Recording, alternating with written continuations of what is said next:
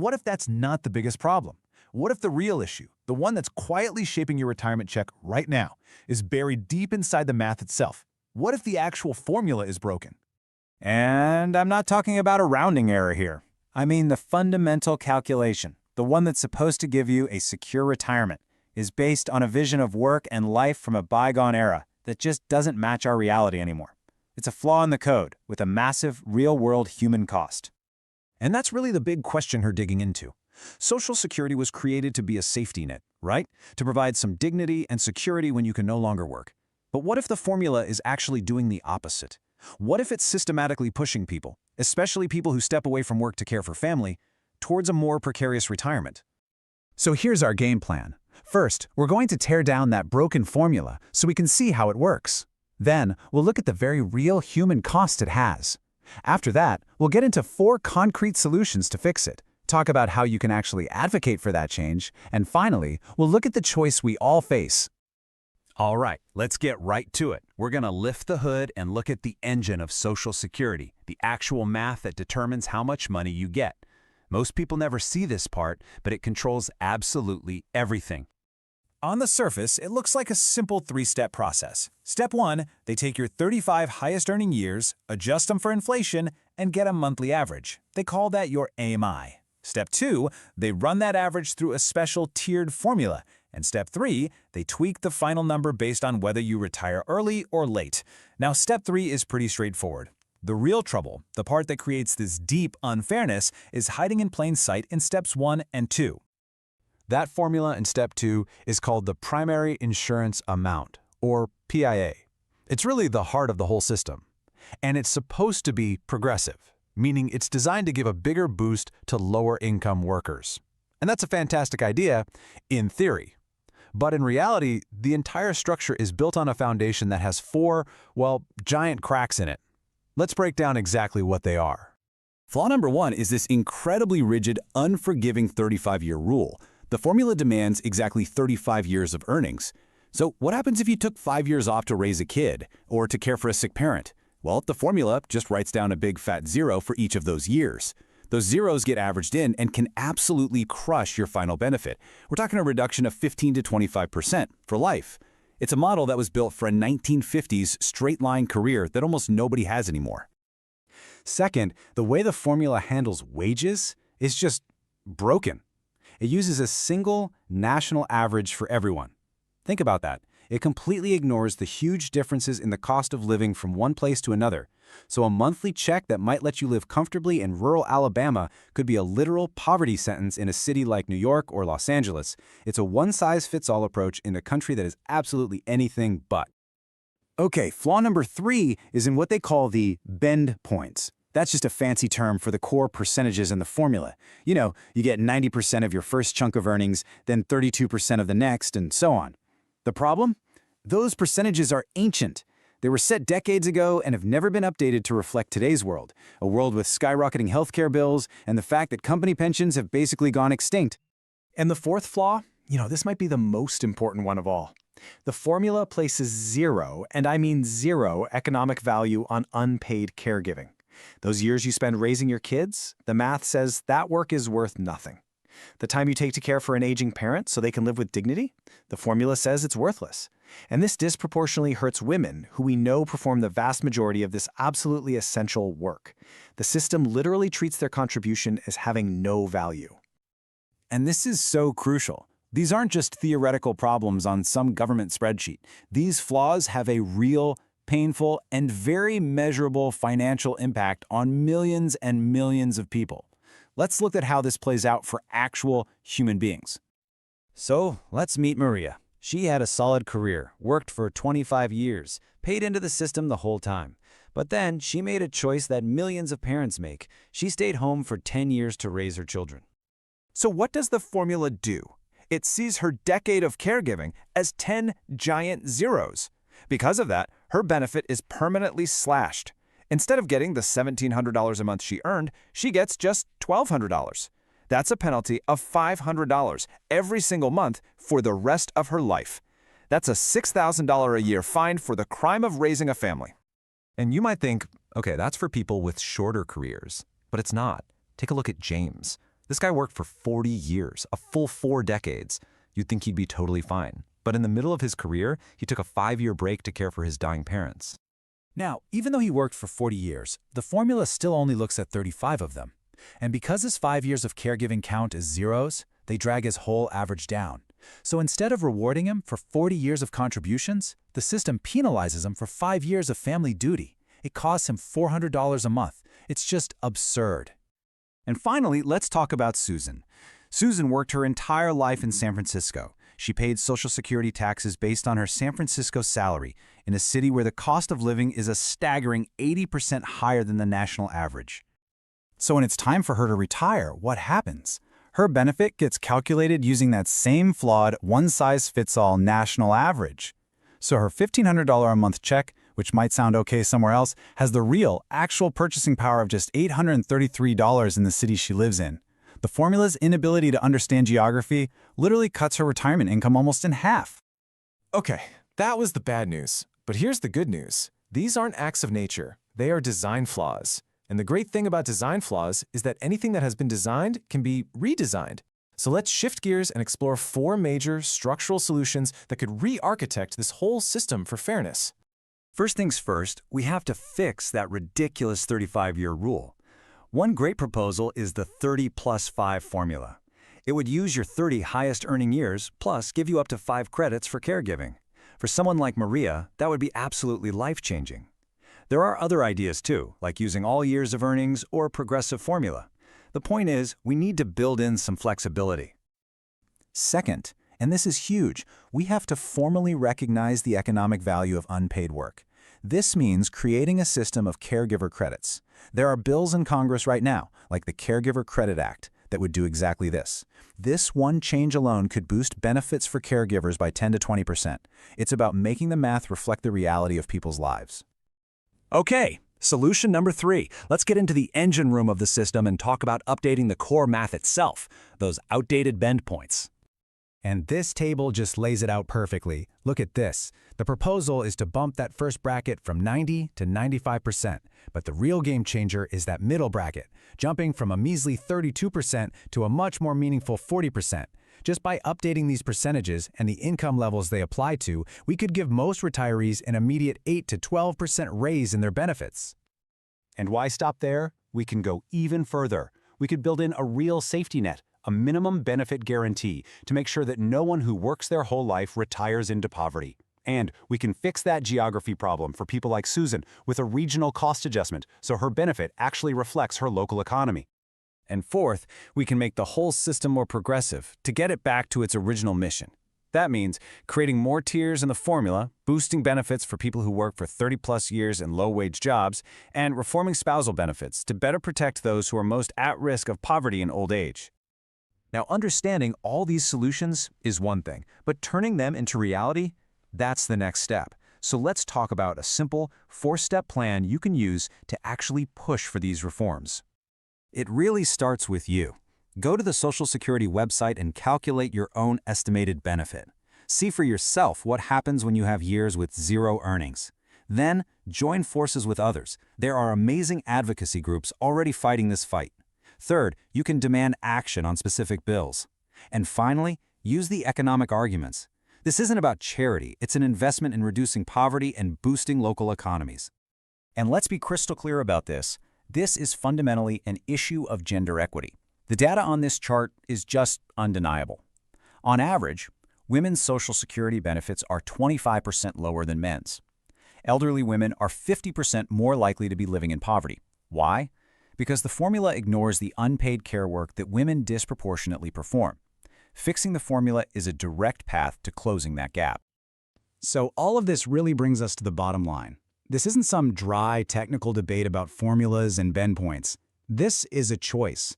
It's a choice about our values and what kind of society we really want to be.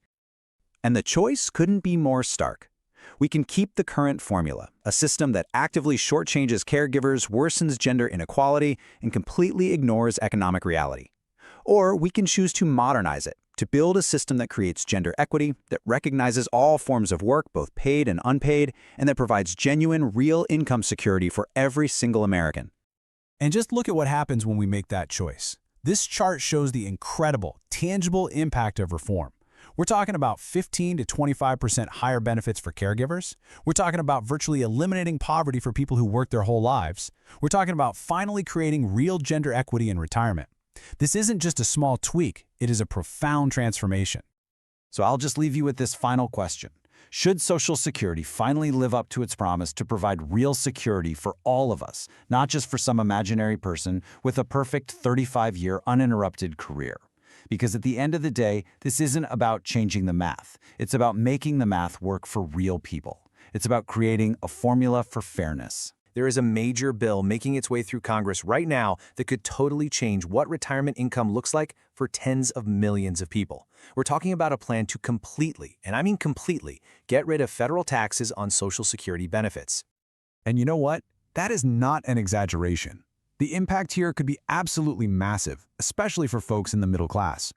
So in this explainer, we're going to break down exactly what this bill is, how it's supposed to work, and most importantly, what it could mean for your wallet.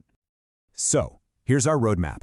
First, we'll look at a problem that's been building up for 4 decades now. Then, we'll dive into the bill that aims to fix it, how they plan to pay for it, the kind of pay raise you might see, and finally, what hurdles it faces in Washington. Let's do it. Okay, so before we can really appreciate the solution, we have to get our heads around the problem. Why on earth are Social Security benefits, the money you paid into the system your entire working life, taxed at all?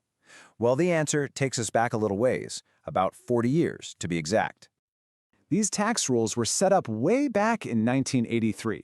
But here's the kicker, the one detail that changes everything for retirees today: those income levels for when the tax kicks in have never been adjusted for inflation. Not once. Think about that. The price of everything has gone up since 1983, but the income numbers that triggered this tax have been completely frozen in time.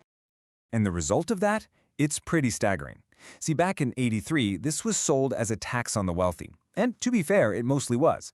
Only about 10% of people on Social Security actually made enough to have to pay it. But fast forward to today, that number has ballooned to over 60%.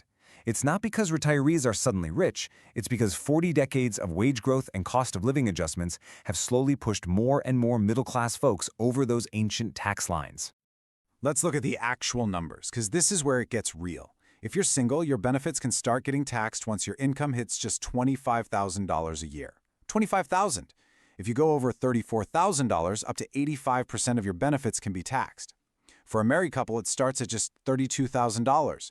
I mean, an income of $44,000 might have seemed like a lot in 1983, but today that's a pretty modest retirement, and it's getting hit by a tax that was originally designed only for the rich. And that's why some people call this the silent tax trap. It just creeps up. Nobody ever voted to lower the threshold, but every year inflation pushes more people right into the trap. You work for decades, you pay into the system out of every paycheck, and then the government quietly takes a piece of it back because of a rule that's 40 years out of date. So that brings us to the proposed solution. And this isn't some small adjustment. It's a complete reboot of the system. It's called the You Earn It, You Keep It Act. And yeah, it's being talked about as a total game changer for retirees. The idea behind it is incredibly simple. The bill would just wipe out all federal income taxes on Social Security benefits, period. Not raise the limits, not fiddle with the percentages, but get rid of the tax entirely and permanently. Really, the whole point is to make things simple and fair. No more crunching numbers to figure out your combined income. No more getting hit with a surprise tax bill on the benefits you spent a lifetime earning. The money you get from Social Security would be, well, yours to keep, free from federal taxes. But of course, that brings up one giant question. How do you pay for this? I mean, if you stop collecting taxes from millions of retirees, doesn't that just drain the Social Security fund even faster? Well, this is where the plan gets really clever, with a funding idea that kind of flips the script.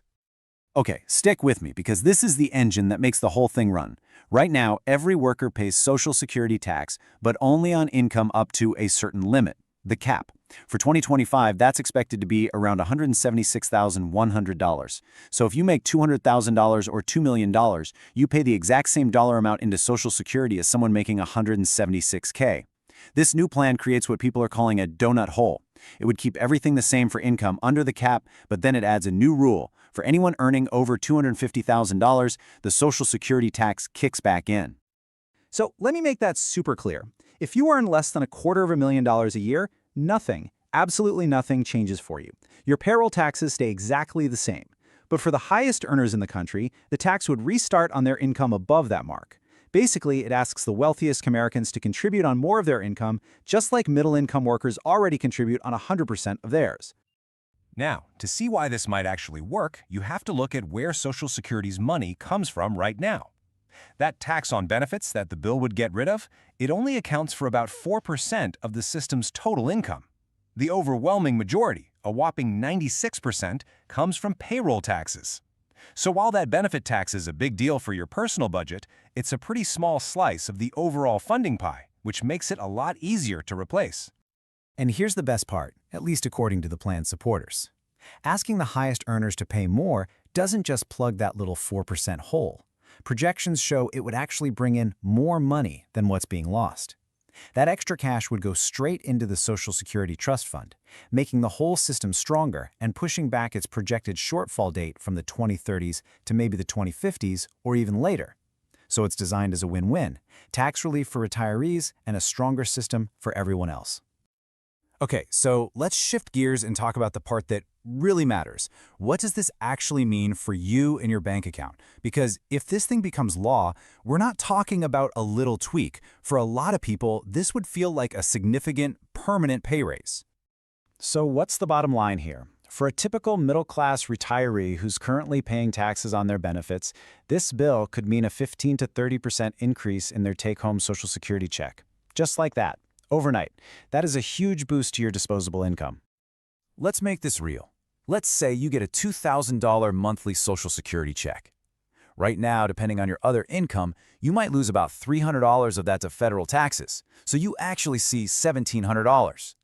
If this bill passes, you'd get the full $2,000. That's an extra $300 in your pocket every single month. That's $3,600 a year. And if your benefit is higher, that increase could be $600 a month. We're talking over $7,000 a year. That is life-changing money. And that extra cash isn't just a number. It's real-world breathing room. It could be the money that covers those insane grocery bills we're all seeing. It could pay for prescription copays that are a constant drain. It could handle the utility bills. Or it could just give you a little bit of financial peace of mind, a cushion that so many retirees desperately need right now. So if this plan gives retirees a tax cut, makes Social Security stronger, and is pretty easy to understand, what's the holdup? Well, that brings us to the final and maybe the biggest hurdle, Washington, D.C. The good news is this isn't a strictly partisan idea. It's getting attention from both sides of the aisle. You've got some Democrats who see it as much-needed tax relief for the middle class, and you've got some Republicans who love the idea of getting rid of a federal tax. But as we all know, just because both parties are interested doesn't mean it's a done deal. Getting anything this big through Congress is always an uphill battle. And there's a real sense of urgency here. This bill isn't some 10-year plan. If it were to pass soon, the changes could take effect right away.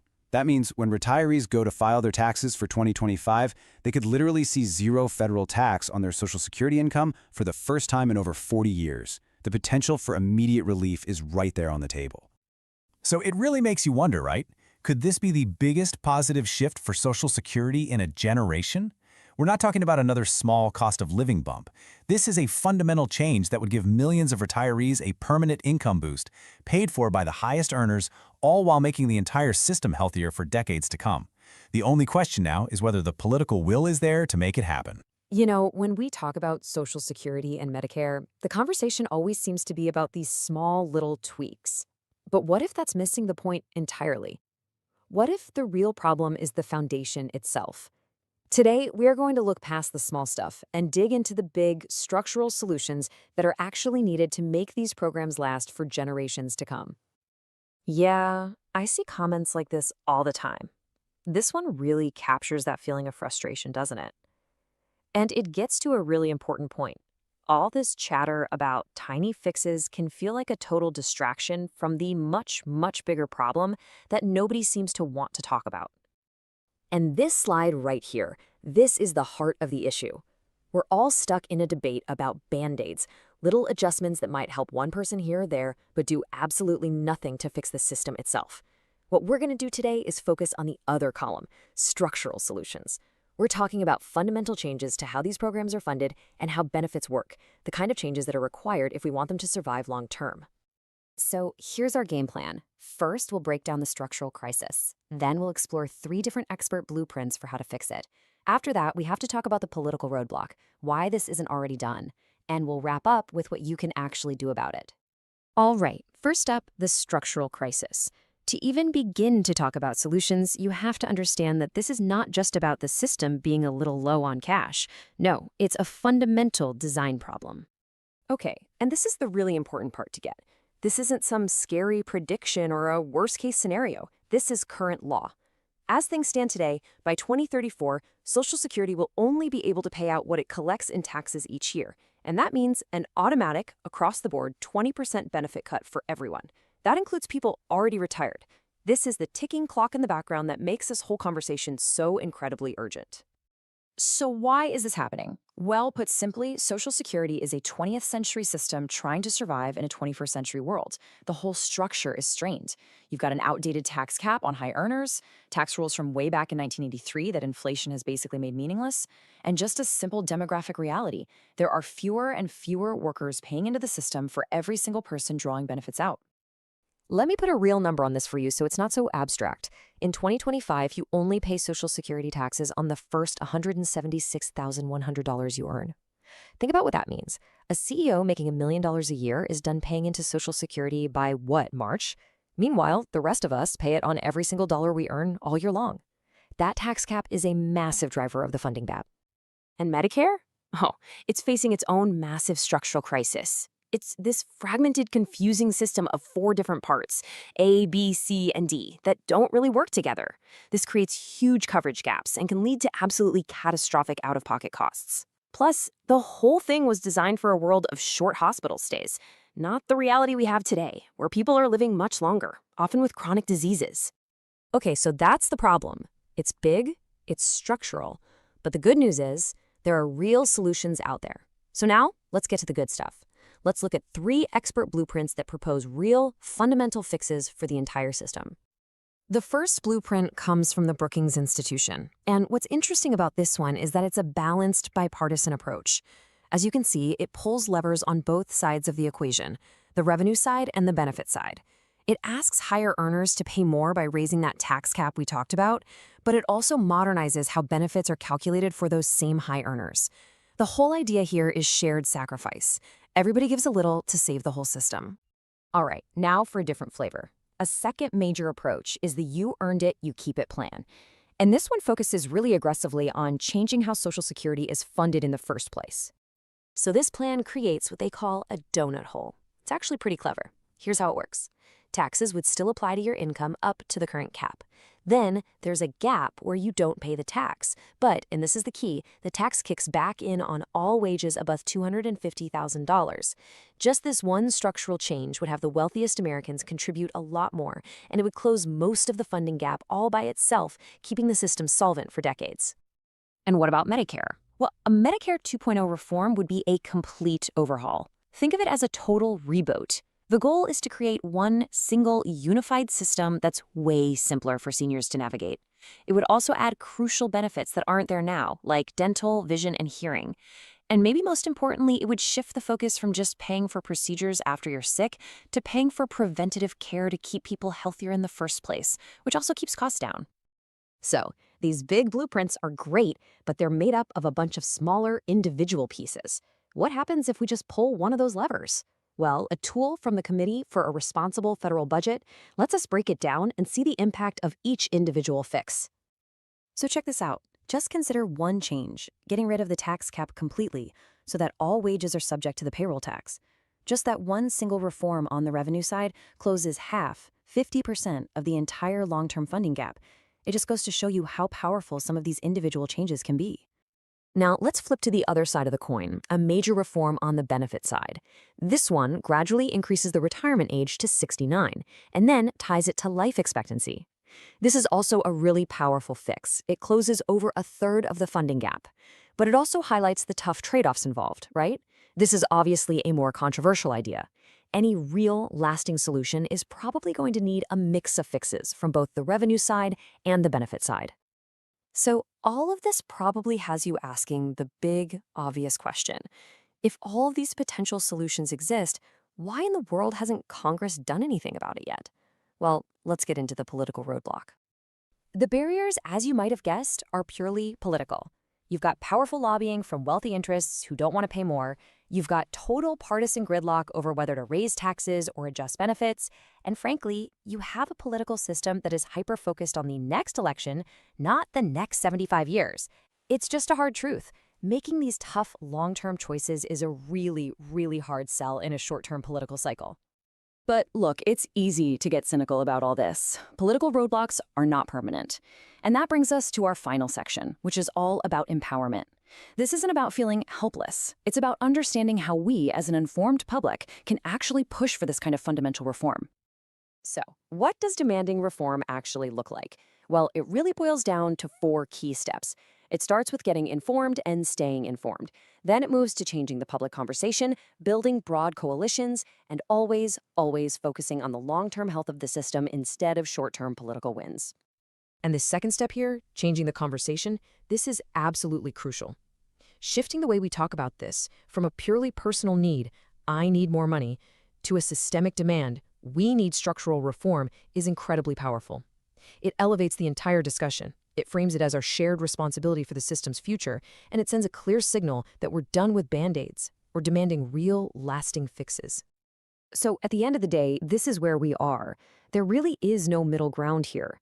We either demand the kind of structural solutions that we've talked about today, or we just sit back and wait for that automatic 20% benefit cut that's already written into law. The question isn't just about balancing a budget. It's about what kind of society we actually want to be. The time for Band-Aids is over. The time for real structural reform is right now. You know, for decades, there's been this tax kind of silently chipping away at Social Security checks for millions of retirees. And the crazy part is, it was never really meant for regular folks. It's become this huge, unexpected hurdle in retirement. But now, well, now there's a major plan in the works to challenge it.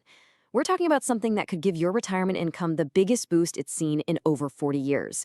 So let's get right into it. So here's the big question, right? Is a law from all the way back in 1983 unfairly taking a bite out of your retirement income? I mean, think about it. A law from the Reagan era, when everything was different, is still being used today, totally unchanged. And its reach? Well, it's grown way beyond what anyone ever imagined, creating what a lot of people are now calling a silent tax trap for the middle class. All right, here's how we're going to break this all down. First, we'll look at what the silent tax trap actually is. Then, we'll jump back 40 years to see where this problem started. After that, we'll get to the good stuff, the proposed game changer, and, super important, how they plan to pay for it. Then we'll talk about what you really care about, your bottom line. And we'll wrap up with what to keep an eye on right now. Okay, let's dive into Section 1, the silent tax trap. You know, so many retirees get a real shock when they file their taxes for the first time in retirement. They look at their numbers and think, wait a minute, a chunk of my Social Security is just gone? It's a total surprise because it's this tax that just kind of creeps up on you. A lot of people have no idea it even exists until, bam, it hits their wallet. So what exactly is this trap? Well, you have to go back to 1983. Congress brought in a tax on Social Security benefits, but, and this is key, they pitched it as a tax that would only affect high-income folks.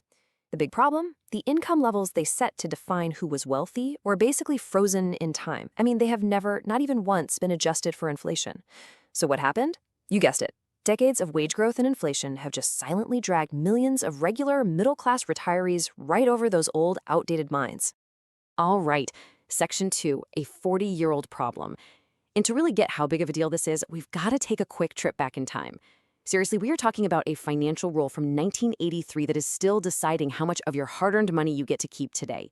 It's like a financial time capsule that's been left unopened, and honestly, it's costing retirees a fortune.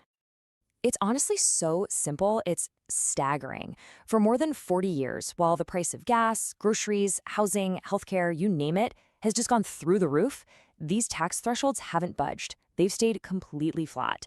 So if you're single, that line in the sand is just $25,000 of combined income. For married couples, it's $32,000. And once you go over those lines, up to 85% of your benefits can suddenly become taxable. It's wild. And this is where it gets really crazy. Look at this. If that original $25,000 threshold for a single person had just been adjusted for inflation, today it would be almost $100,000. And that $32,000 for couples, that would be over $126,000. This is the absolute heart of the problem. What they called high income back in the 80s is what we call middle class today, but the law never caught up to that reality. So what's the result of freezing those numbers in time? Well, it's pretty shocking. Back in 1983, when this whole thing started, only about 10% of people on Social Security, the wealthiest ones, paid this tax. That was the deal. But now, fast forward to today, and that number has exploded to almost 56%. It went from being a tax on the rich to a tax on the majority of retirees. A total flip. Okay, let's move on to Section 3, the proposed game changer. So after 40 years of this tax just creeping up on more and more people, there is finally a new proposal on the table. And listen, this isn't some little tweak or a tiny adjustment. No, this is a massive change meant to fix this problem for good. It's called the You Earn It, You Keep It Act. And the solution this act proposes? It's incredibly simple and powerful. It doesn't just fiddle with the income levels, it gets rid of the entire federal tax on Social Security. Period. Gone. No more confusing calculations. No more nasty surprises on your tax bill. The thinking is simple. You paid into the system your whole life. The benefits you earned should be yours to keep, free and clear of federal taxes, for good. But okay, hold on. This is the big question on everyone's mind, right? And it's a good one. If you get rid of a tax, you lose all that money. And right now, that's about 4% of Social Security's funding each year. So how do you pay for this without blowing a hole in the system? Well, the answer is where this whole plan gets really, really smart. All right, Section 4, funding the fix. And this is really what sets this bill apart from all the other ideas that have come and gone. The way they plan to pay for it is, well, it's a totally innovative approach. It doesn't just cover the cost of the tax cut, it actually makes the entire Social Security system stronger for decades. Okay, so let's break down how this donut hole fix actually works, because it's really the heart of the whole plan. Right now, everyone pays Social Security tax on their income, but only up to a certain limit. After you hit that cap, you stop paying for the rest of the year. So a millionaire ends up paying the exact same amount into Social Security as someone who just hits the cap. This bill changes that. It creates what they call a donut hole. For everyone earning under $250,000, nothing changes, absolutely nothing. But then, for any income over $250,000, that Social Security tax starts up again. Basically, the wealthiest people would start contributing on their highest earnings, putting them on the same footing as everyone else. And this quote really says it all, doesn't it? The point here isn't to cut benefits or make people work longer. It's just about letting you keep what you've earned, while asking the people at the very top to chip in on the same terms as everybody else. It's really just about rebalancing the system to make it more fair. Okay, now for the part you've been waiting for, Section 5, your bottom line. Let's talk about what this all means for your wallet. If this thing passes, what's the actual impact on your budget, your taxes, and the future of the Social Security system that we all count on? All right, let's talk real numbers, real dollars and cents. This chart gives you a pretty good idea. So say you're a single person with a combined income around 40 grand a year. You could be looking at an extra $600 to $1,200 in your pocket every year. Or if you're a married couple bringing in around $60,000, you could save anywhere from $1,000 to $2,000. I mean, just think about what that means. That's money for groceries for a few months. It could cover your utility bills. It's a real direct boost to your income without you lifting a finger. And let me put it another way. For a typical retiree who's paying this tax right now, getting rid of it would be like getting a 15 to 30% raise on your Social Security overnight. Just like that. Let's say you get $2,000 a month in benefits. This could mean an extra $300, maybe even $600 in your bank account every single month. For millions of folks on a fixed income, that's absolutely life-changing. But here's the part that might just be the most impressive thing about this whole plan. That donut hole funding idea, it doesn't just pay for the tax cut. It actually brings in so much new money that it would make the entire Social Security system more stable for the long haul. I mean, right now, projections show the system hitting a rough patch around 2034. This bill could push that date all the way out past 2058. We're talking about adding more than 2 decades of stability. That's huge. It would go a long way to making sure the system is there for younger generations when it's their turn to retire. So look, this all sounds pretty amazing, right? But what are the actual chances of it happening? We all know that good ideas can get bogged down in Washington. So for our last section, let's look at where this bill stands right now and what's next. Well, the good news is this isn't just some abstract idea. It's a real bill. It's been introduced in both the House and the Senate, and it's starting to get some real attention. What's really interesting is that it's getting interest from both sides of the aisle. You've got some Democrats who see it as tax relief, and some Republicans who like the idea of cutting a federal tax. On top of that, you've got major groups like the Senior Citizens League and Social Security Works throwing their weight behind it, which is a big deal. And that brings us right back to the big question. After 40 years of this silent tax trap slowly catching more and more retirees, we have a real concrete plan on the table, a plan that could give millions of people a raise and make the whole system stronger for decades. All the pieces are there. The only question now is this the year Congress finally acts, or will this 40-year-old problem just keep going? Today, we're going to talk about a crisis that's happening right under our noses, but it's often invisible. This isn't just about paperwork or some slow government office. We're talking about a system that's collapsing, a system that's forcing millions of Americans with disabilities to wait, sometimes for years, to get the benefits they've already earned. This is way more than an administrative headache. It's a full-blown humanitarian issue, and we're about to break down exactly what's going on. So, here's our game plan. First, we're going to look at the real human cost behind all these delays. Then, we'll dive into the numbers, and trust me, they're staggering. After that, we'll unpack why the whole system is so broken. But we're not just going to leave you with the problem. We'll lay out a clear blueprint for how to fix it. And most importantly, we'll finish up with how you can actually be part of the solution. All right, before we get into any of the stats or the policy stuff, it is so important that we understand what this crisis really means. We're talking about real people here, our neighbors, maybe even our own family members. Their lives are just stuck in limbo, and the consequences, as they wait for help, are often absolutely devastating. To really get it, let's just imagine a story like Sarah's. She's 45, worked as a nurse for 20 years, paid into the system her whole career. Then, a severe autoimmune disease makes it totally impossible for her to work. So in January 2023, she applies for disability benefits. She waits 7 long months just to get that first decision, and it's a denial. She appeals right away, of course, but guess when her hearing is scheduled? February 2025. That's another 18-month wait. All in all, she is looking at more than 2 years of just waiting. And the cost of that wait? She's already burned through her life savings and lost her home. Her health is worse because of the stress. And here's the kicker. Sarah's story isn't some rare exception. For thousands upon thousands of people, it's the rule. Sarah's story is just one story, but it's one that's being lived out all across the country. And when you zoom out and look at the actual data, you start to see the true scale of this collapse. Just let this number sink in for a second. Over 1 million people. That's more than the entire population of a city like San Francisco, all just stuck in this bureaucratic limbo. And every single one of them has a story, a life that's been put on hold. They can't work, their health is often getting worse, and they're just waiting for a decision that will literally determine their future.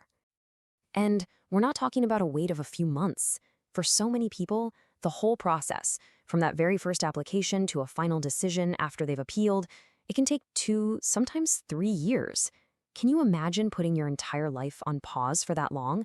It's just an endless period of uncertainty, of financial ruin, and worsening health, all while you're trying to fight a system that feels like it was designed to make you give up. And these delays, they have real measurable costs.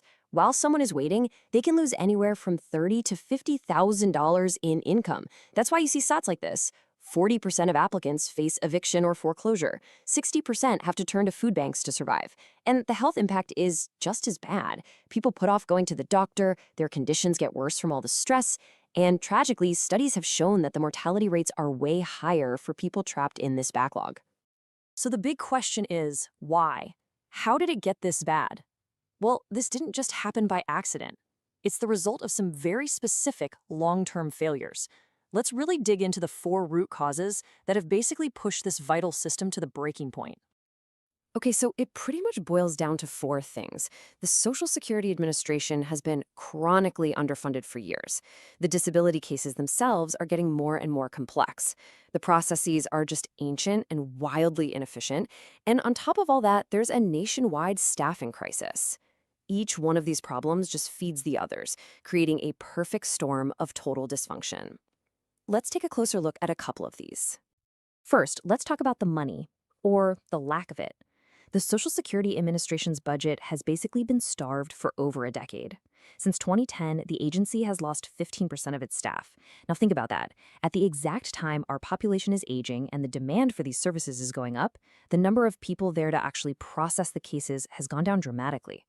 Throw in the fact that they've closed over 60 field offices. I mean, it's a recipe for total disaster. There just aren't enough people or resources to do the job. You know, you would think in this day and age we'd be using modern technology for something this important. But the reality is kind of shocking. Much of the SSA is basically stuck in a technological time warp from the 1980s. A lot of the system still runs on paper files. That means records get lost, the same information has to be typed in over and over again by different people. It's just an archaic process that creates these massive, totally preventable delays. Okay, so understanding the problem is one thing, but it's not enough. So let's shift gears and talk about how we actually fix it. The good news is there is a clear structural blueprint that can bring some dignity and efficiency back to this whole process. A huge piece of the solution is just dragging the technology into the 21st century. I mean, look at this comparison. The old way? Paper applications and staff members manually calling doctors' offices for records. The new way?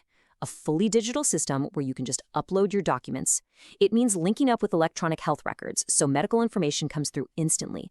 And it means using AI to screen the most obvious clear-cut cases, which frees up the human experts to work on the really complex ones. This stuff alone could probably cut the wait times in half. But beyond the tech, the whole journey for an applicant just needs to be simpler. It means creating one single, unified website so people aren't confused about where to go.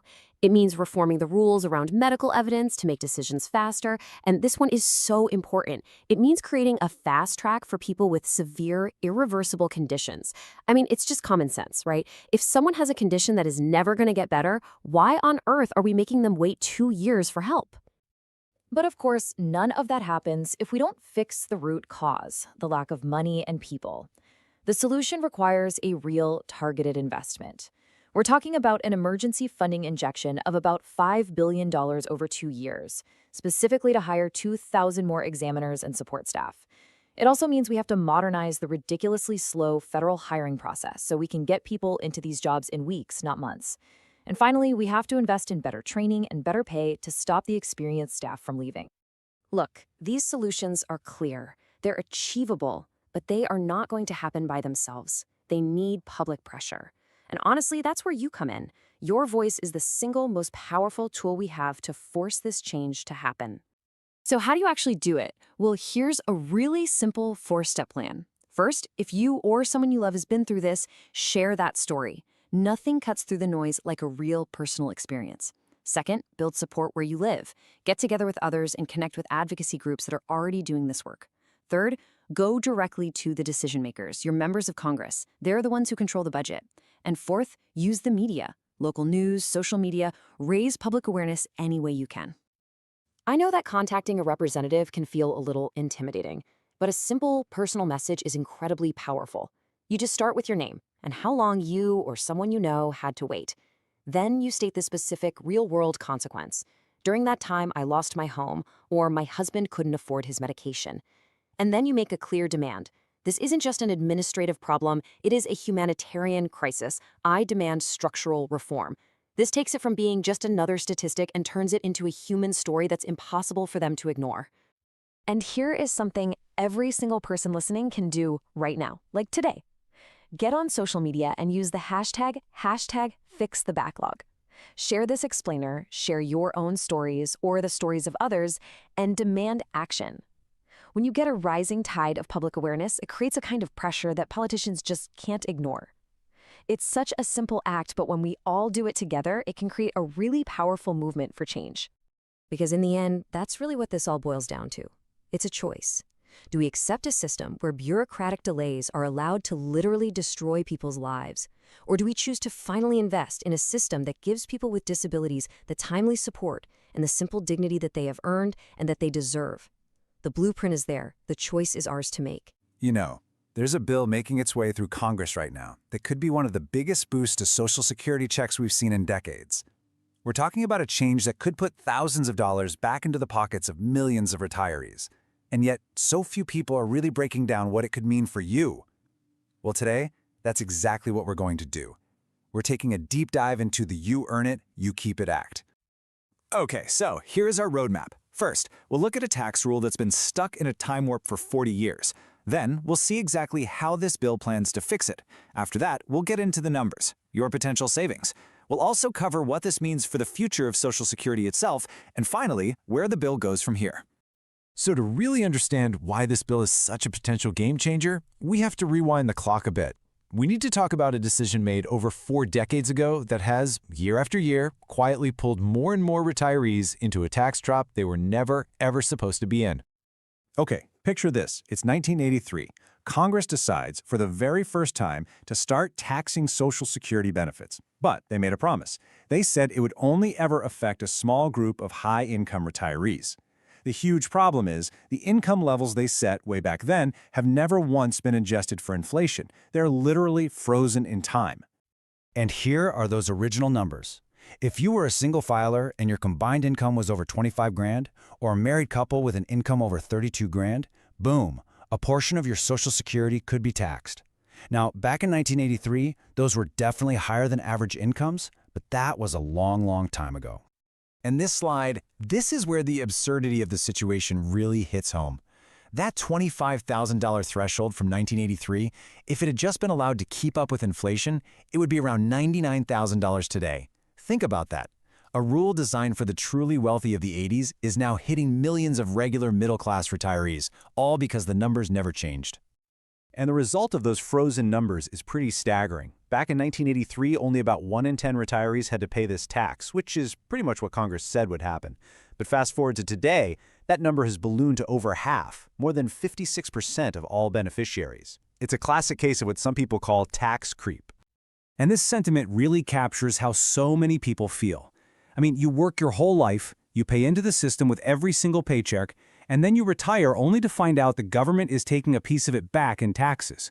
It's a shock, it's frustrating, and for a lot of folks, it just feels like being taxed twice on money they already earned. So that's the problem. How does the You Earn It, You Keep It Act actually propose to fix it? Well, it lays out a really straightforward 2-part plan that's designed not just for immediate tax relief, but also to be fiscally responsible for the long haul. So here's the headline, the most important part of the bill. Its main goal is to completely and permanently stop the federal government from taxing Social Security benefits, period. This isn't some temporary tax credit or a minor adjustment to the numbers. It's a full-on repeal of the tax. No more complicated worksheet calculations, no more surprise tax bills in retirement. Okay, but I know what you're thinking. How do you pay for a huge tax cut like that? And this is where the bill gets really clever. It uses something called a donut hole fix. For almost everybody, we're talking anyone who earns less than $250,000 a year, absolutely nothing changes. But for income above $250,000, the Social Security payroll tax, which normally stops at a certain point, would just start up again. And here's the really brilliant part about how that affects the system's finances. Right now, taxing benefits brings in about 4% of Social Security's total revenue. This new funding plan doesn't just replace that lost money, it actually brings in more money, which in turn strengthens the entire trust fund for decades to come. Okay, let's get to the part everyone really wants to know about. We've talked about the problem, we've talked about the solution, but what does this actually mean for your wallet? How much more money could you really see in your pocket every single year? Let's break down the numbers. Let's look at some real-world examples. A single retiree with a combined income of, say, $30,000 a year could keep an extra $300 to $600. A married couple bringing in $60,000 could see an extra $1,000 to $2,000 a year. For a lot of people on a fixed income, that's a huge deal. That's groceries, that's a car payment, that's real financial breathing room. So, to put it another way, for a typical retiree who's currently paying this tax, getting rid of it would be like getting an instant 15 to 30% raise on their take-home Social Security checks. That's money that goes right back into their bank account, no strings attached. Now, while those immediate savings are obviously a huge deal, this bill actually has a second, equally important mission, and that's to tackle the long-term financial health of the entire Social Security system, making sure it's secure for our kids and grandkids. We've all heard the scary headlines for years, right, about Social Security's future? The official projections show that if we don't do anything, the program's main trust fund won't be able to pay out full benefits starting around the year 2034. It's what experts call the solvency cliff. And this is the other incredible impact of the bill's funding plan. By asking the highest earners in the country to contribute a bit more, the plan is projected to extend Social Security's ability to pay full benefits all the way out to 2058, or even longer. That pushes that financial cliff back by nearly a quarter of a century. That's a massive deal for future generations. You know, other ideas to fix this tax problem have come and gone, but they were often just small, temporary band-aids. The You Earn It, You Keep It Act is different. It's aiming for a permanent structural fix. It's trying to solve two massive problems at once, providing real, lasting tax relief for seniors today while also shoring up the program's finances for tomorrow. So, this all sounds pretty promising, but where does the bill actually stand right now? What are the next steps, and what kind of challenges is it facing on its long road to potentially becoming law? Well, the good news is, this isn't just an idea. It's a real bill. It's been introduced in both the House and the Senate, and it's actually getting some interest from both sides of the aisle. Major groups that advocate for seniors are also putting their full support behind it. But let's be realistic. This is Washington. Any major reform, especially one that adjusts the tax code for the highest earners, is going to face a tough political fight and a lot of intense lobbying. The potential timeline here could be surprisingly fast, though. If Congress were to pass this bill, the changes could actually take effect for the 2025 tax year. That means when retirees go to file their taxes in early 2026, they would see zero federal tax on their Social Security benefits for the first time since this whole thing started. The impact could be felt really, really soon. So I guess this brings us to the big, fundamental question at the heart of this whole debate. It's not just about tax policy, is it? It's really about a promise. After you've worked your entire life, paid into the system, done everything right, should your earned benefits be taxed back by the government because of a rule that hasn't been touched in 40 years? That's really the question that lawmakers and all of us have to think about. All right, today we are diving into a crisis that's unfolding. For the most part, completely out of sight, but it's affecting millions of Americans, usually when they're at their most vulnerable. We're talking about the administrative collapse of the Social Security Administration. And look, this isn't just about long lines or annoying bureaucracy. This is a systemic failure, and it's threatening the very promise of a program that people have paid into their entire working lives. So let's get into it. Just take a second to read that 47 times. This quote, it really gets to the very heart of the issue, doesn't it? This is a real person's actual experience, just trying to get the survivor benefits they were owed. It's a story of pure frustration and desperation, and it shows a system that is just fundamentally failing to connect with the people it's supposed to serve. This right here, this is the human cost of the breakdown we're about to unpack. Okay, here's our game plan. First, we're going to look at what this silent collapse really means and dissect the anatomy of the crisis. Then, we'll see the devastating costs for real people.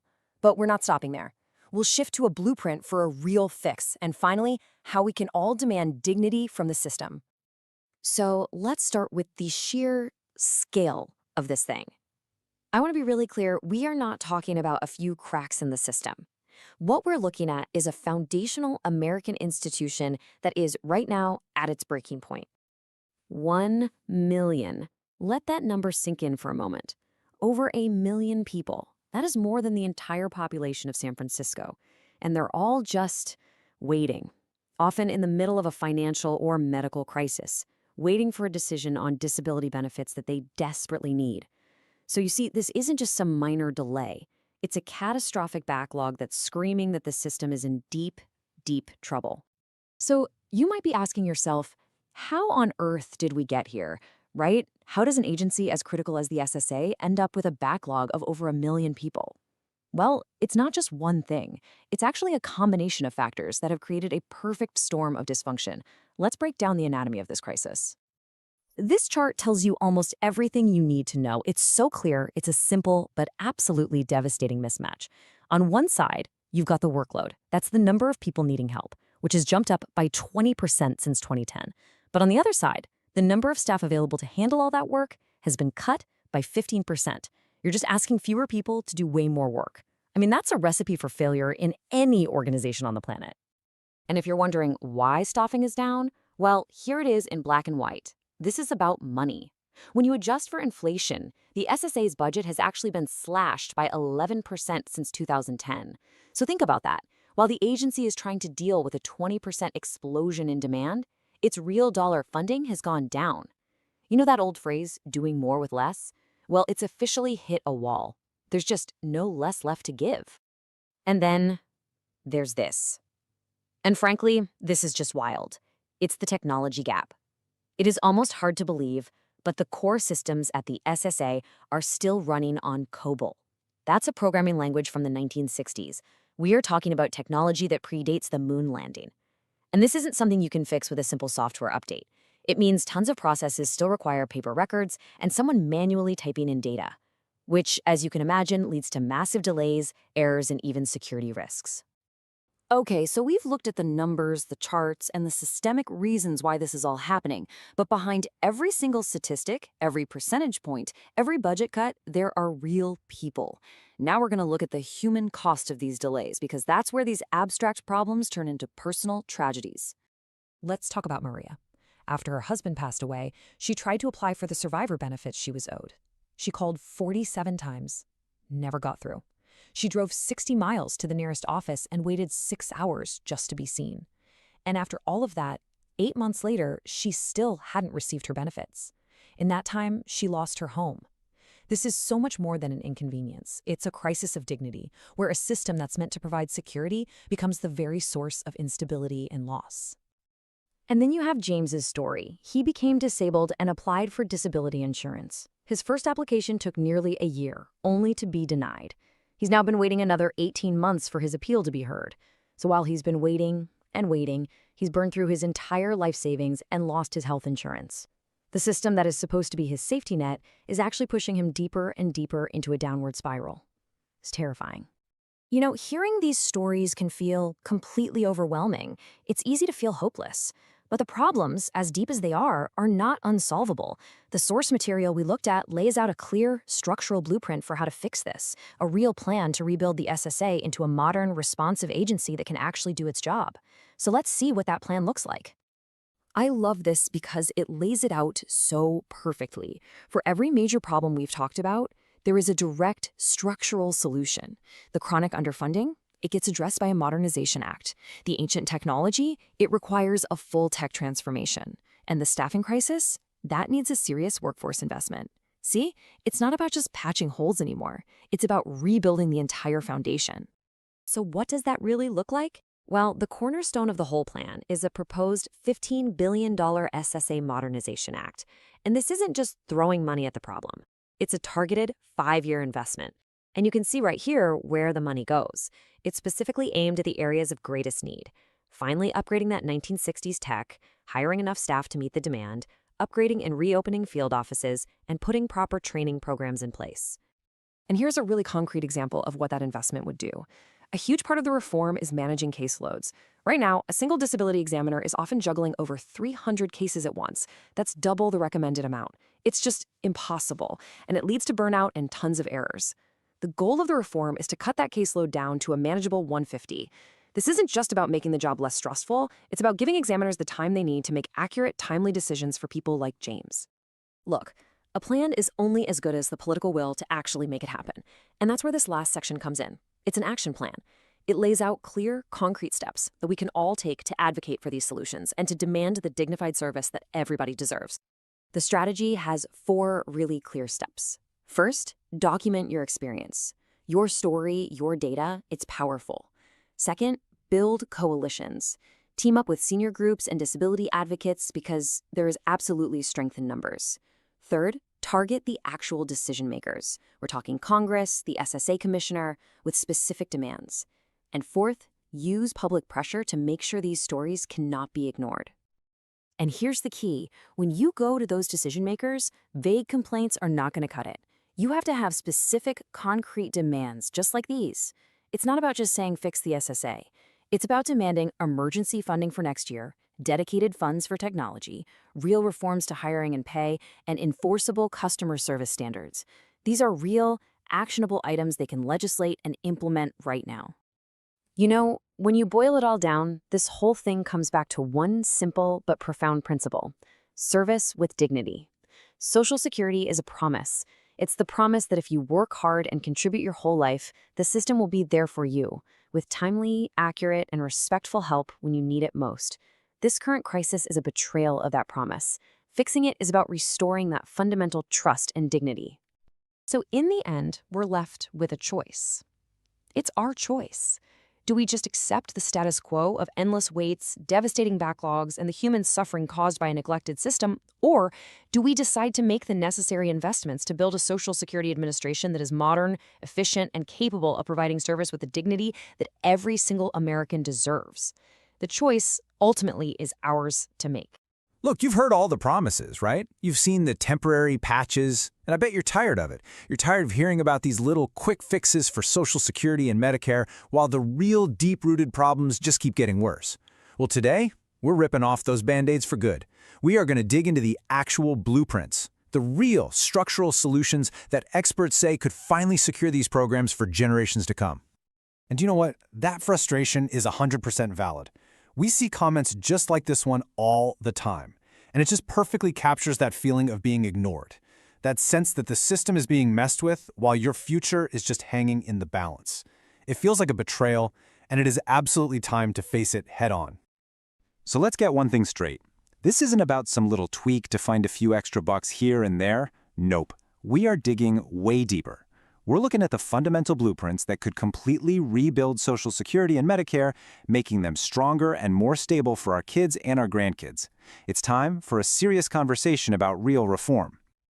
Okay, so here's our game plan for today. First, we're going to lay out the real structural crises. Why the current systems are fundamentally broken. Then, we'll walk through 3 completely different expert-backed blueprints for how to fix them. After that, we have to talk about the political barriers that have stopped this from happening already. And finally, and this is the most important part, we'll talk about your role in this fight. So before we can even talk about fixing this mess, we have to truly understand what's broken. And the problems with Social Security and Medicare, they aren't just little budget gaps you can patch over. They are deep structural flaws baked into the very foundation of the programs. Let's kick things off with Social Security. What's the core issue here? Well, the system was basically built for a black and white movie world of the 1930s, not our world in the 2030s. We have way fewer workers supporting way more retirees. But the real structural problem, the one people don't talk about enough, is the tax cap. Because of these ancient rules, a billionaire might be done paying into Social Security by, February? While you're paying in all year long. That's not a small accounting error, that's a fundamental design flaw. In this timeline, this is where things get really serious. It's a hard deadline, folks. Right now, everything seems okay. The system is paying out 100% of the promised benefits. But you see that date? 2034. That is when the rainy day fund, the trust fund reserves, completely runs out. Now, let me be clear. That does not mean the checks stop coming. But, and this is a huge but, it does mean Social Security can only pay out what it collects each year in taxes. And that leads directly to this number. If Congress does nothing, absolutely nothing, then come 2034, every single person receiving Social Security, it doesn't matter your age, your income, your needs, you face an automatic, across-the-board benefit cut of about 20%. So if you're getting, say, $2,000 a month, boom, suddenly it's just $1,600. That is the real, tangible cost of kicking this can down the road. It's a benefit cliff, and we are walking right towards it. Now, Medicare? Oh, man. It's a whole different kind of crisis, but it's just as deep. It's this confusing alphabet soup, right? Part A, B, C, D. Who can keep track? This isn't just clunky. It leaves seniors with massive gaping holes in their coverage. Think about this for a second. A health program for seniors that doesn't cover teeth or glasses or hearing aids, that's a model from the 1960s, and it is completely disconnected from the reality of modern healthcare. Okay, so we've laid out the problems, and they are big. But now we get to the good part, the solutions. And these aren't just my ideas, and they're not some vague political talking points. These are comprehensive, detailed blueprints from policy experts that actually tackle those structural flaws we just talked about. First up, we've got a plan from the Brookings Institution. The best way to think about this one is as the grand bargain approach. The whole goal is to make the system secure for the next 75 years by asking for a little something from everybody, using a really balanced mix of bringing in more money and adjusting benefits. So how do they get more money in the pot? Well, it really boils down to 2 big ideas, making it fairer and making the pot bigger. For fairness, they would raise that payroll tax cap so that the wealthiest Americans pay on more of their income, just like the rest of us do. They'd also close some tricky loopholes. And to expand the base of people paying in, they suggest increasing legal immigration and bringing all state and local workers into the Social Security system. It's all about making sure everyone is contributing their fair share. Now for the benefit side. And listen, this part is absolutely crucial. The changes are targeted. The plan would slow the growth of future benefits, but only for the highest earners. It would also raise the full retirement age to 68, but again, only for top earners, because it recognizes that a lot of people have physically demanding jobs they just can't do forever. The principle here is crystal clear.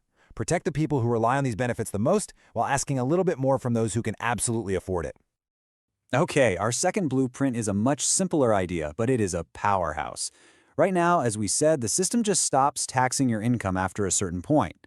This plan creates something called the donut hole. So you'd pay your Social Security taxes on your income up to the current cap, then there's a gap where you pay nothing, and then the tax kicks back in on every dollar you earn over $250,000.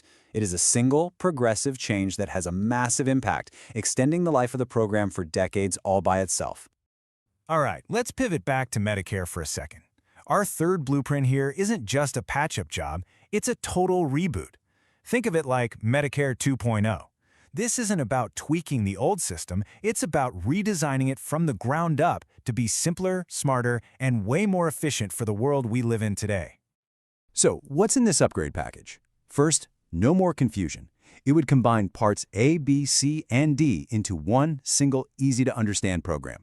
Second, it would save billions of dollars by ending overpayments to private insurance companies and then reinvesting that money back into the system. And here's the part seniors have been waiting for. It would finally add essential coverage for dental, vision, and hearing. The whole goal is to shift the focus from just paying for you when you're sick to actually promoting good health. Okay, this last blueprint is a little bit different. It's one that you actually get to build yourself. The Nonpartisan Committee for a Responsible Federal Budget has this amazing interactive tool online that lets you play around with all the different fixes. You get to be the policymaker, pull the levers, and see the trade-offs for yourself. Let's take a quick look at a couple of the most powerful options in there. On the revenue side, the money inside, the impact of changing the tax structure is just massive. I mean, look at this. Simply getting rid of the tax cap altogether and making all wages subject to the tax closes half of the entire funding gap. A similar option, taxing wages over $400K, closes almost 60% of it. This just shows you how much potential money the current system is leaving on the table. Now let's flip over to the benefits side. Now these options tend to be a little more controversial, let's say, but you can't ignore their impact. Gradually raising the retirement age closes about a third of the funding gap. And means testing, which means reducing benefits for the highest lifetime earners, closes about 14%. The tool makes it perfectly clear. There's no single magic bullet, but a combination of these tough choices can absolutely 100% solve the problem. Okay, so at this point, you're probably screaming at your screen, if we have all these clear, well-defined solutions, why in the world hasn't this happened yet? And that is the million-dollar question, isn't it? The answer, as I'm sure you've guessed, is politics. It really boils down to four big roadblocks. First, you've got powerful lobbying from wealthy interests who frankly don't want to pay more. Second, you have pure partisan gridlock, where one party only wants to talk about new revenue and the other only wants to talk about benefit cuts. You need both for a real solution. Third, politicians are always focused on the next election, and it's always easier to ignore a problem that feels like it's 10 years away. And finally, these issues are complicated, which makes it really easy for politicians to scare you instead of educating you. Now, all of that might sound pretty hopeless, but here's the thing. That 2034 deadline is getting closer and closer, and it's starting to create a real sense of urgency. And that is where you come in. This isn't a spectator sport. It's about becoming an active, informed participant who demands real, structural reform. So what's the playbook? First, get informed. Go play with that CRFB tool I mentioned. Second, change the conversation. Don't just tell your elected officials to protect Social Security. Pin them down. Ask them, what is your specific plan to make this solvent for the next 75 years? Third, build a coalition. This isn't just a seniors issue, it's a family issue. Connect with everyone from the AARP to groups representing younger generations. And finally, vote for courage. Support the candidates who have real, detailed plans, not the ones with empty promises. Because when you really strip it all away, this whole debate is about so much more than dollars and cents. It's a fundamental question about our values. It's about fairness, it's about dignity, and it's about our responsibility to one another across generations. I mean, what kind of society do we want to be? One that honors its promises to its elders and builds a secure foundation for the future? That's what's really at stake here. In the end, it all boils down to this one stark choice. We can do nothing, bury our heads in the sand, and just accept a painful automatic collapse in benefits for millions of people. Or we can stand up and demand that our leaders implement the kind of real, structural reforms that we've talked about today. The blueprints exist. The math works. The only thing missing is the political will. And that's where we all come in. The choice is ours. All right, let's talk about something that hits millions of American retirees right in the wallet: the way we tax Social Security benefits. It's a really complex topic, but it has a massive impact on people's lives, so we're going to break it all down. So here's the big question, right? Are you actually being taxed twice on your Social Security? I mean, think about it. You spend your entire working life paying into the system with money you've already paid taxes on. So does it make sense to get taxed again when you finally get that money back? It's a huge question of fairness, and that's what we're digging into today. And you know what's just wild is how much this has snowballed over the years. See, when this whole tax thing started back in 1983, it was really only meant for about 10% of retirees, the wealthiest ones. But fast forward to today, that number has absolutely exploded. We're talking 56% of people on Social Security are now paying federal income tax on their benefits.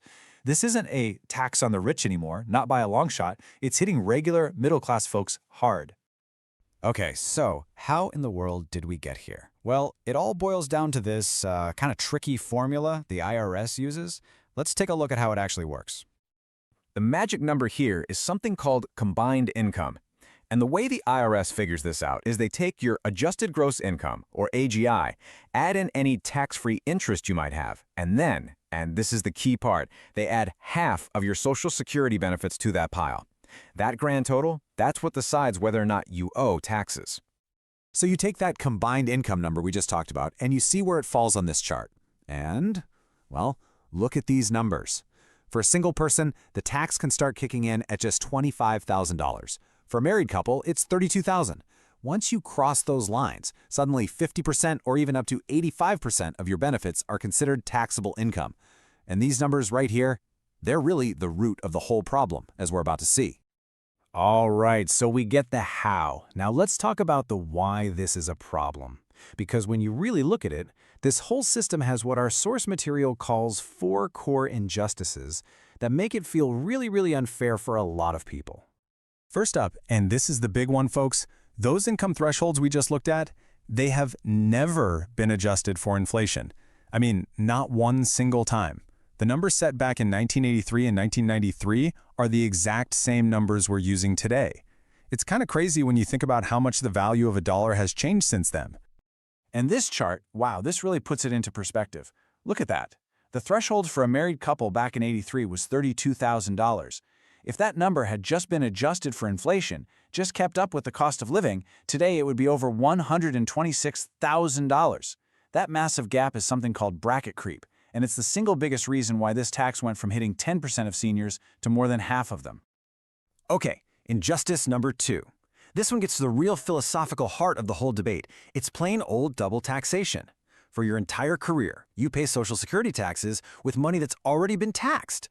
Then, when you finally retire, the government turns around and taxes you on the benefits you get from that very same money. It feels like you're being taxed twice on the same dollar.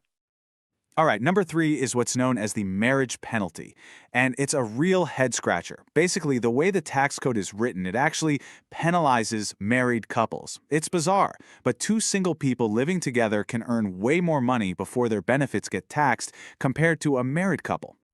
Yeah, look at these numbers. It's pretty stark. 2 single people, they can have a combined income of up to $50,000 before they have to worry about this tax. But a married couple, their limit is only $32,000. That's an $18,000 difference. You're basically getting a tax penalty just for being married. And the fourth one, this is a really cruel twist. It's called the COLA tax trap. You know the annual cost of living adjustment? The COLA. It's supposed to be a good thing, right? It's meant to help your benefits keep up with inflation. But here's the trap. Because those tax thresholds never change, your COLA can actually be the very thing that pushes your income over the line, triggering the tax and basically wiping out the extra money you just got. It's this vicious cycle. Look, you get a COLA increase, which is great, but then your combined income goes up. Uh-oh. Now suddenly more of your benefits are taxable, and by the time you pay the new, higher tax bill, it pretty much cancels out the COLA you got in the first place. It's like the system gives with one hand and takes away with the other. So yeah, the system's got some serious problems. But the good news is people are talking about solutions. The conversation is definitely moving beyond just pointing out the flaws and toward, actual concrete ways to fix this thing. Let's get into the proposals. The first and, the most straightforward idea is just to get rid of the tax completely. Just eliminate it. There are a few different bills out there, and they basically propose phasing out the tax. Some suggest paying for it by making higher earners, say those making over $250,000 a year, pay Social Security tax on that income, which they don't have to do right now. Okay, another approach, and this one really gets to the root cause of the whole mess. Let's finally tie those thresholds to inflation. This is just common sense, right? It would fix that bracket creep problem overnight. The income limits would just automatically go up with the cost of living, which would protect middle-class retirees just like the law was originally supposed to. Then there's the marriage penalty. The fix for this one is actually super simple. Just make the income threshold for married couples exactly double the threshold for single people. Boom, done. That immediately gets rid of that unfair disparity and makes the whole thing equal. And finally, what about that nasty COLA tax trap? Well, some proposals have a pretty elegant solution for that too. They just say, let's not count the COLA increase as part of that combined income calculation. That way, a cost of living raise actually helps you with the cost of living, instead of just triggering a bigger tax bill. When you peel back all the layers of tax code and formulas and brackets, this isn't really about numbers. It's about something much more fundamental. It's about your money and your dignity in retirement. And this quote really says it all. This isn't just about taxes. It's about dignity. It's about recognizing that Social Security benefits aren't a handout. They're earned benefits. And that's the thing, right? Social Security is supposed to be a promise. You pay in your whole life, and you trust that it'll be there for you. So when the rules feel like they haven't been updated for 40 years, well, for a lot of people, that can feel like that promise is being broken. And this isn't just a philosophical debate. The impact in the real world would be huge, and it would be immediate. Getting rid of this tax could mean an extra $1,500 to $3,000 a year, on average, back in seniors' pockets. That's not just some abstract number. That's real money for groceries, for medicine, for keeping the lights on. It's a direct improvement to someone's quality of life. So we end up right back where we started, with that one big question. Is it actually fair to tax benefits that people have already paid for with taxed income? After a lifetime of contributions, should that money be taxed again? As more and more middle-class retirees get caught in this 4-decade-old tax trap, it's a question that's getting harder and harder to ignore. You know that feeling, right? You open your Social Security statement, you see that cost of living adjustment, and then you look at your actual bank deposit and you just think, wait a second, where'd the rest of it go? Well, if you feel like you're running in place during retirement, you're definitely not alone. There is a real reason your benefits feel like they're shrinking, and today we're going to pull back that curtain and show you exactly what's going on. All right, let's get right into it. We're calling this whole thing the Social Security squeeze. And it's that constant pressure, that feeling that you're getting shortchanged by the very system you paid into your entire life. I read your comments. I see the frustration. And you know what? That feeling is 100% valid. You held up your end of the deal. The problem is, as we're about to see, the system hasn't always held up its end. And this comment right here, wow, it just captures the raw emotion of this perfectly. This isn't just about dollars and cents on a spreadsheet. It's about a promise that a lot of people feel has been broken. I mean, this was your money, earned over decades of hard work. So why in the world does it feel like it's being skimmed off the top before it ever gets to you? Let's dig into the first big reason. To really understand this, we have to jump in a time machine and go all the way back to 1983, because this is where a huge part of the squeeze really begins. It all comes down to a decision Congress made 4 decades ago that is, to this day, quietly taking money out of the pockets of more and more retirees every single year. So here's the deal. Back in '83, Congress decided to start taxing Social Security benefits. Now, they said it was only supposed to hit high-income retirees. So they set the income levels where the tax kicks in at $25,000 for a single person and $32,000 for a married couple. But here's the kicker, the part they don't talk about: they never adjusted those numbers for inflation, not once. If they had, just look at these numbers. A single person today wouldn't pay a dime in tax until they made about $99,000. A married couple, around $126,000. Because those thresholds are frozen in the '80s, millions of regular middle-class seniors are getting taxed like they're rich. And the result of that one decision? It's absolutely staggering. Just look at this chart. In 1984, right after the law was passed, only about 1 out of every 10 retirees paid any federal income tax on their Social Security. Fast forward to today, and that number has exploded to 56%, more than half. Think about that. Over half of all seniors are now paying taxes on their benefits, and it's not because they all hit the lottery. It's because of a 40-year-old law that was never, ever updated. It's basically a stealth tax that just keeps getting bigger and bigger.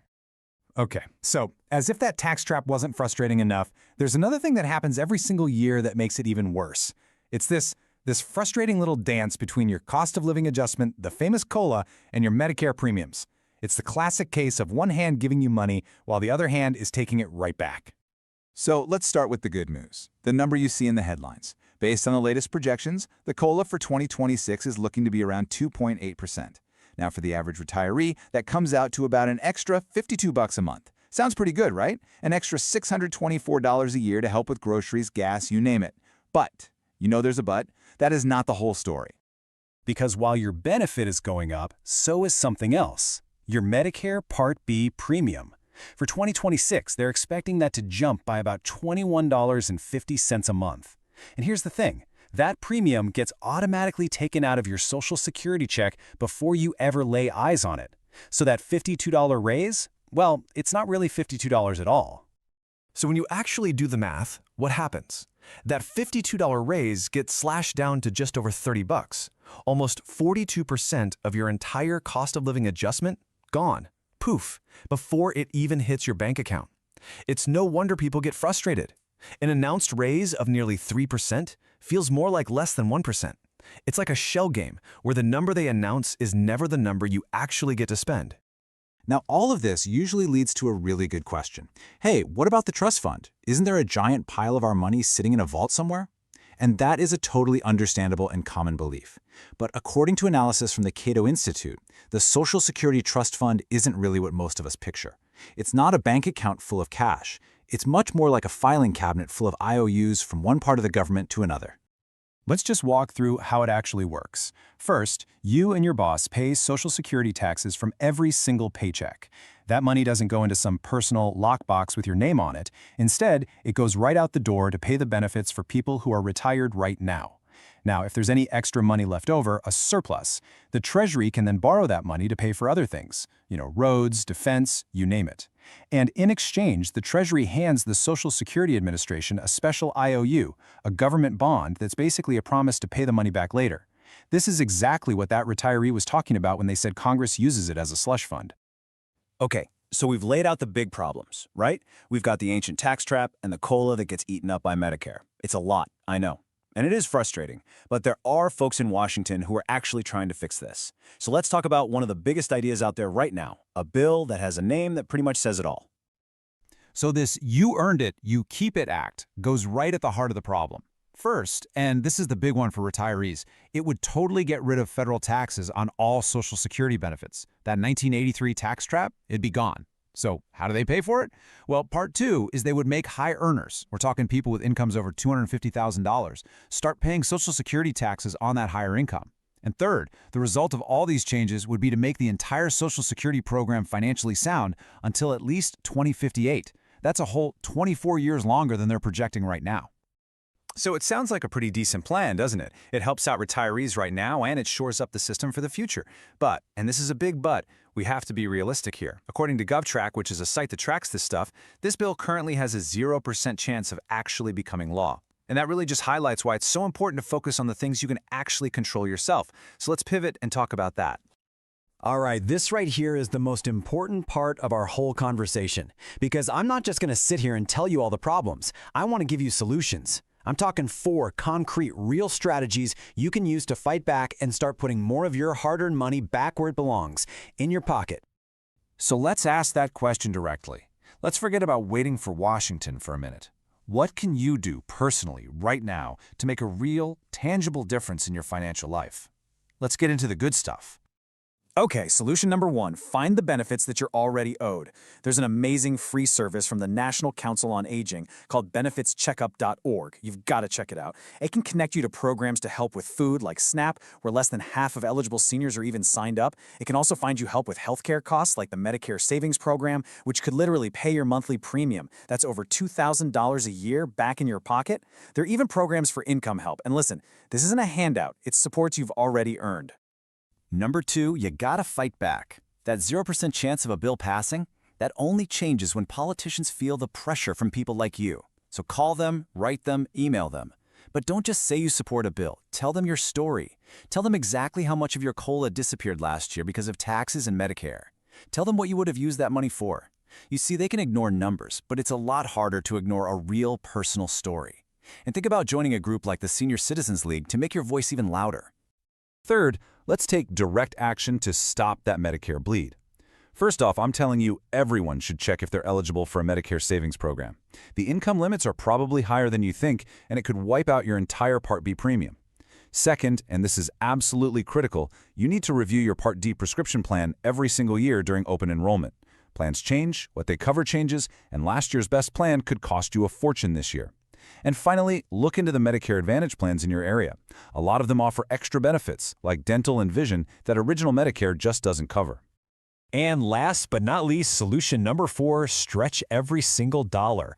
I know this sounds basic, but trust me, it adds up fast. Always, always ask for a senior discount, even if you don't see a sign. Look into utility assistance programs like Lee Heap to help with those huge heating and cooling bills. For your prescriptions, always check a discount card like GoodRx. Sometimes their price is even cheaper than your insurance copay. And come tax time, use free services like AARP Foundation Tax Aid. They'll make sure you get every single deduction you are entitled to. So let's wrap this all up.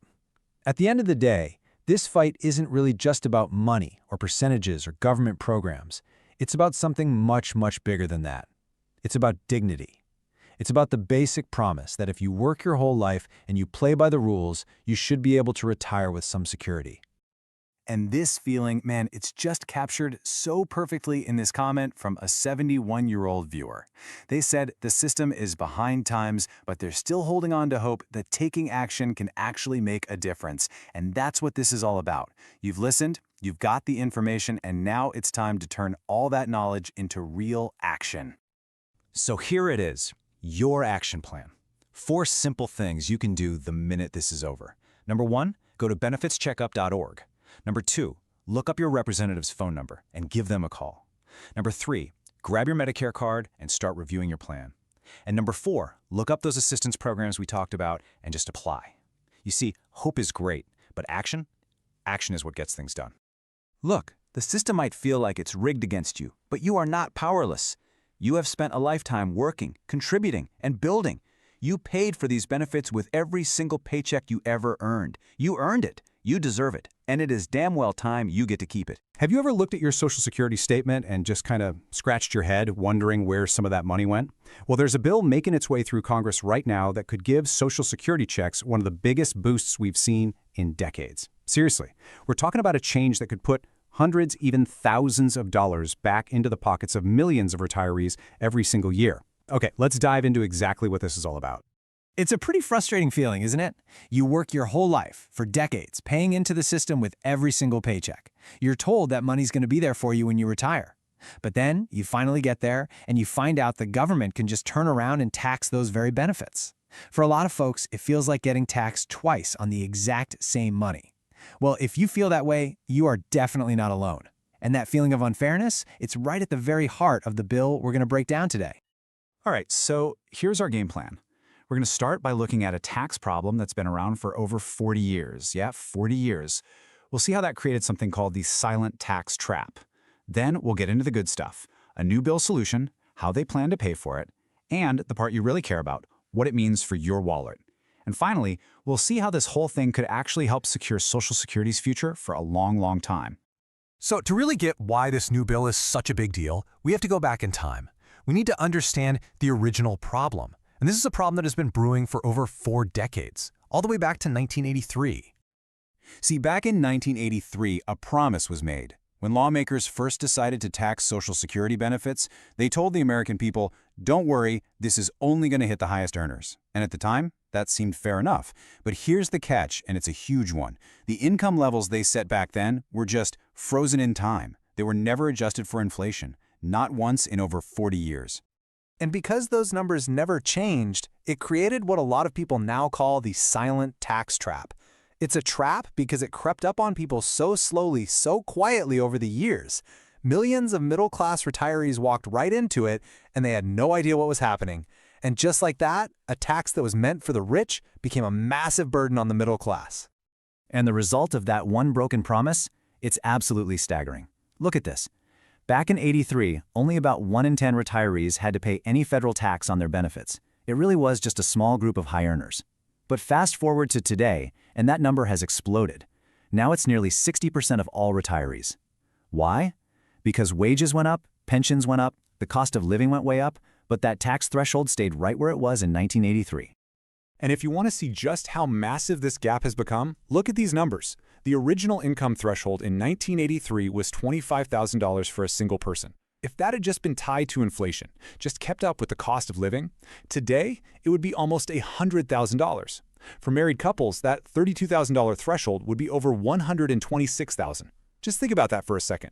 Millions of people earning way, way less than that are being taxed today under rules that were never, ever meant for them. So this is the core of the silent tax trap. It's basically a stealth tax increase that nobody ever voted on. It just happened.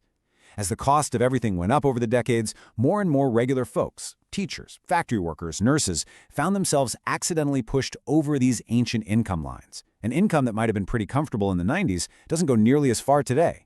But according to these outdated rules, they're treated like high earners, and the IRS claws back a piece of their benefits.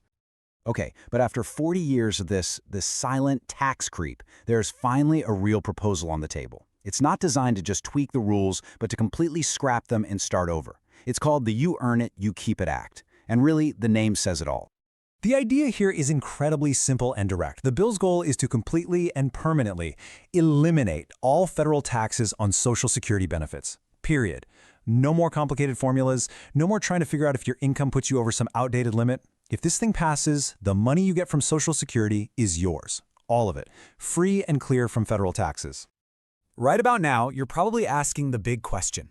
Okay, that sounds amazing, but how in the world do we pay for it?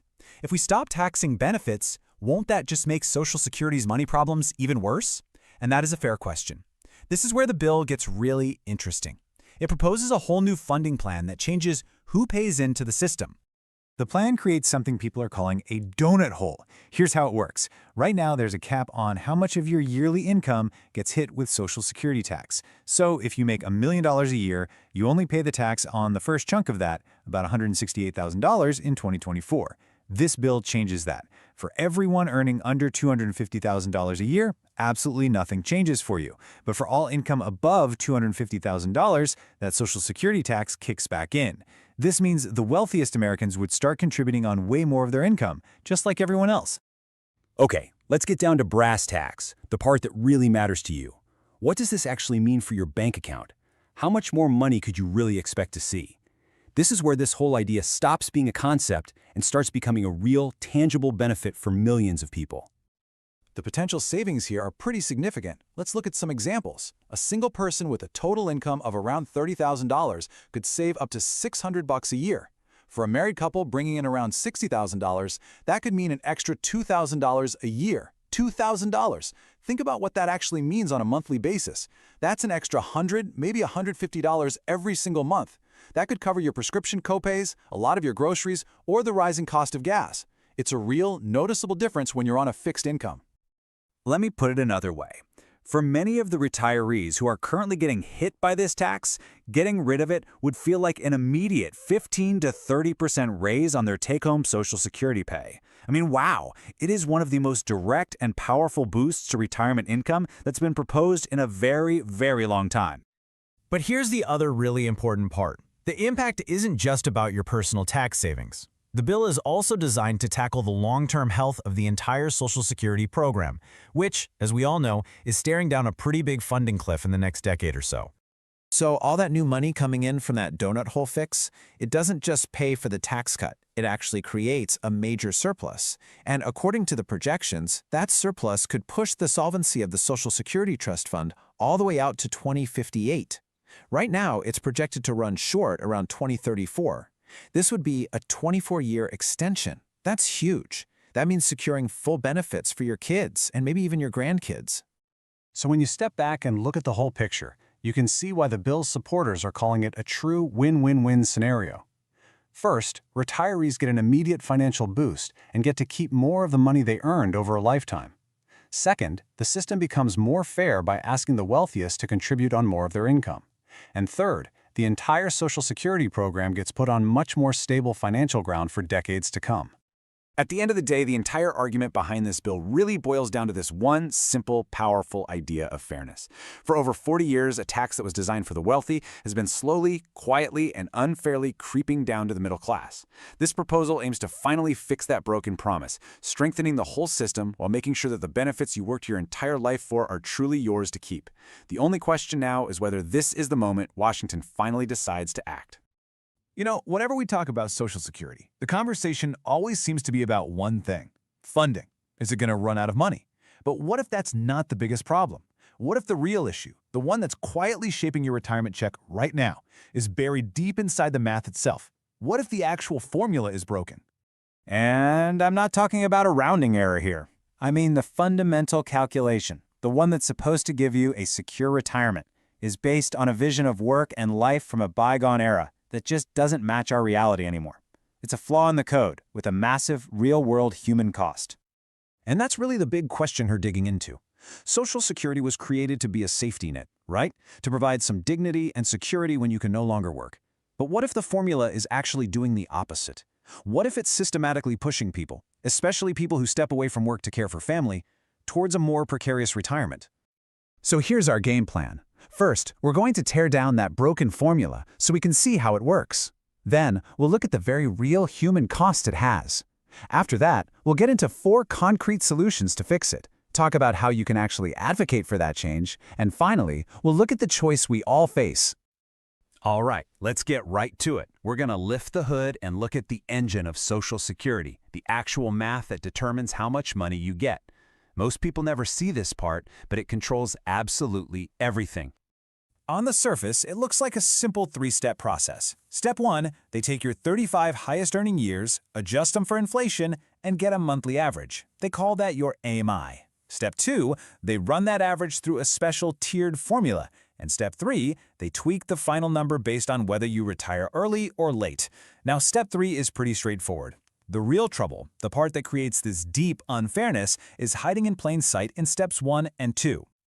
That formula in Step 2 is called the Primary Insurance Amount, or PIA. It's really the heart of the whole system. And it's supposed to be progressive, meaning it's designed to give a bigger boost to lower-income workers. And that's a fantastic idea, in theory.